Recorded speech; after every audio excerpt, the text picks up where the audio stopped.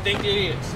I think there's a hidden agenda. I think that he's pushing that agenda, and I think this he's come out now. He's been vacillating for months about, well, I'm not for the merger, I'm for the merger, etc. But he has not talked about comprehensively looking at all the options, and that's what we're concerned about. That's what my constituents are concerned about. Okay. Why is he not looking at all the options? Does that warrant a recall, displacement from office? Well, the recall is precipitated because the people feel the mismanaged. To give you an example, the $20 million that you got from people that has never been successfully, or should I say adequately, explained. It has not. We were told that $12 million went to the clinic to tear down Huron Hospital. What happened to the $8 million? If we got the $8 million, why are we in a situation right now? We talked about 3-4 years ago. That we basically get about $1 million a year from Huron when they were in existence. So we had money to tide us over from these kind of situations, but you have to manage this situation right. And we feel that the state will not loan us the $6.9 million because they know the recklessness that took place under the leadership of our Honorable Mayor.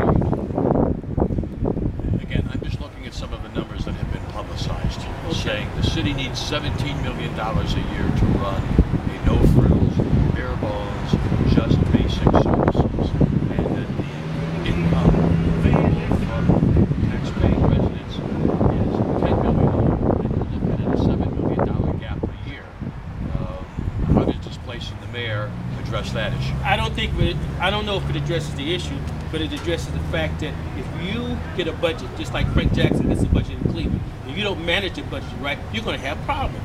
He's misspent and overspent. I've been saying it for years. Everybody said, you've been consistent about it, Councilman Martin. He's been spending more than he brings in. If you spend more than you bring in, you're going to have a problem. There's a hope that I'm going to share this with you. We're hoping that the Governor Kasich, steps in with some of that rainy day fund money to help us. $10 million is not a whole lot of money. Is somebody going to actually make that request? I've sent a letter to him, and I've spoken to some of his people. They're looking at it. The trepidation is they don't want to step in the precedent. But they're looking at it. We asked for him to help us. That's what the letter was. I can get you a copy of it.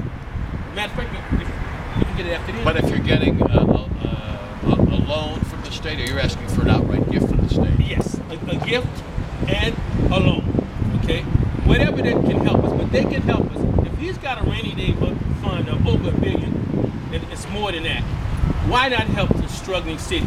But we got to deal with the situation that if we're in the situation we're in now, and the money comes under the current leadership, I have problems with it.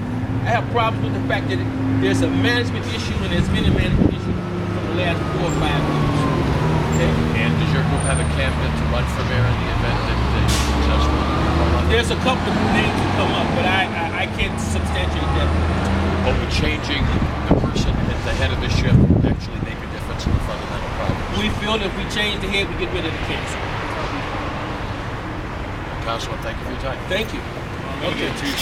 Yeah.